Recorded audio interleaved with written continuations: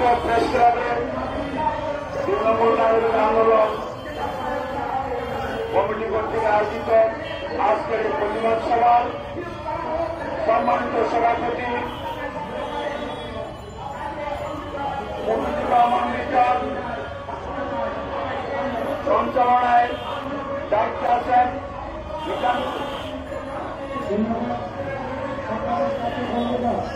মীর আমির হোসেন আহমদ উপস্থিত। আজকে আমার সাথে জাতীয় নেতৃবৃন্দ আলোচকবৃন্দ, সাংবাদিক ভাই বোনেরা, ইলেকট্রনিক মিডিয়া, প্রিন্টিং মিডিয়া ভাই বোনেরা, আজকে দেশ এক ক্রান্তিকারী অতিবাহিত হচ্ছে। ভাইরা আমার 17 বছর বাংলাদেশের মানুষ ভোটাধিকার প্রয়োগ থেকে বঞ্চিত ছিল। একটাই কথা ছিল, আমার ভোট আমি দিব, যাকে খুশি তাকে দিব। 17 বছর জনগণ সেই ভোটাধিকার প্রয়োগ করতে পারে নাই। সেই আন্দোলনে 2024 জুলাই যেমন সারা বাংলাদেশের গণবসে ছাত্র জনতা আন্দোলনের হাসিনা সরকারের পতন হয়েছিল।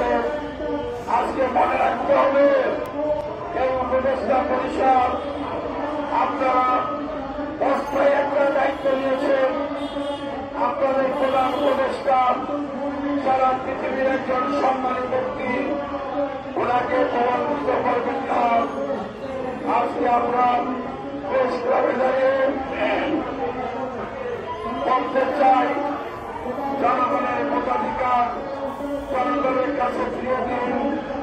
অস্থায়ী দলে যে দায়িত্ব এসেছিলেন, সম্মান দিয়ে বিদায় দিন। যদি জনগণের ভোটাধিকার জনগণকে ফিরে না দেন, আন্দোলনের মাধ্যমে আপনাদের বিরুদ্ধে 2024 জুলাইয়ের মতো পতন হবে। বাংলাদেশের জনগণ অন্যায়কে ক্ষমা করে না, অন্যায়কে ক্ষমা করবে না। এটাই আমাদের সকলের কর্তব্য।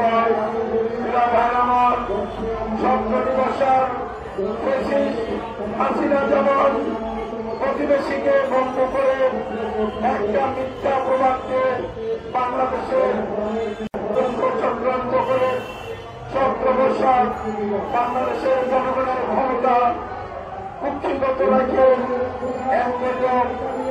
সালের মাধ্যমে দেশের শাসন করেছিল। আজকে 3 মাসের জন্য তত্ত্বাবধায়ক সরকার এসেছেন। আপনারা 7 মাসে পদার্পণ করেছেন। অনতিবিলম্বে জাতীয় নির্বাচনের তারিখ ঘোষণা করে, নির্বাচনের রোডম্যাপ ঘোষণা করে আপনারা জনগণের ভোটাধিকার, জনগণকে অধিকারের প্রয়োগ করার অর্পণ করার দায়িত্ব দিন। অন্যথায় এই আপনার স্ফুলিঙ্গ সারা বাংলাদেশে চলে উঠবেন। সেদিন আপনারা কিন্তু করোনার পথ পাবেন না। বাংলাদেশের মানুষ ন্যায়ের পক্ষে সংগ্রামে আচরণে ভোটের তাজা রক্ত বিলে দেয়, তবু তারা পিছপা হয় না। ইনশাআল্লাহ আপনারা যদি নির্বাচনের নামে আপনাদের বিরুদ্ধে সেই আন্দোলন মুখোমুখি হবে, এই জিনিস আপনাদের মনে রাখতে হবে। আমার বাংলাদেশের ফ্যাসিস্ট হাসিনাকে আবারও পুনরুজ্জীবিত করার জন্য একটি গভীর ষড়যন্ত্র চলছে। বাংলাদেশে জাতীয়তাবাদী দল 4 মাস দেশ পরিচালনা করেছে সুনামের সাথে। কোন বদনাম নেই, কোন কালিমা নেই, কোন মিথ্যা নেই। এই দলটি দেশের জন্য, জাতির জন্য, গণতন্ত্রের জন্য নিরাপদ বাংলাদেশের জনগণ মনে করে। এই দলের 80% লোক এই 2-4-5-10 মেলা ছাত্রতার বিরুদ্ধে আন্দোলন করে ছাত্রদেরকে বলে দিতে চাই, আমরা ছাত্র ছিলাম, আমরা ঢাকা বিশ্ববিদ্যালয়ে রাজনীতি করেছেন, আমাদের এরশাদের পতন হয়েছে। আজকে আপনারা বিভিন্ন মাদ্রাসা মসজিদ থেকে এসে আন্দোলন নামে একটি দেশে একটি ষড়যন্ত্রের রোধক করবেন। বাংলাদেশের জনগণ সেই ষড়যন্ত্র মেনে নিবে না। আমি সর্বশেষ বলতে চাই, সম্মানিত প্রধান উপদেষ্টা, আমরা একজন সম্মানী ব্যক্তি অনতিবিলম্বে নির্বাচনী রোডম্যাপ দিন, অনতিবিলম্বে নির্বাচনের তারিখ ঘোষণা করুন, জনগণের ভোট জনগণকে দেওয়ার প্রত্যয় করুন। অন্যথায় আপনাদের কিন্তু সে অতীতের ফ্যাসিস্টদের মতো পরাজয়ের পথ আপনাদের কারাগারে অপেক্ষা করতেছে, এটা মনে রাখতে হবে। কিছু উৎসাহী উপদেষ্টাগণ মনে করেছেন 3 মাসের জন্য এসে কতদিন কাজ ক্ষেপণ করা যায়, এটা ভুলে যাবেন।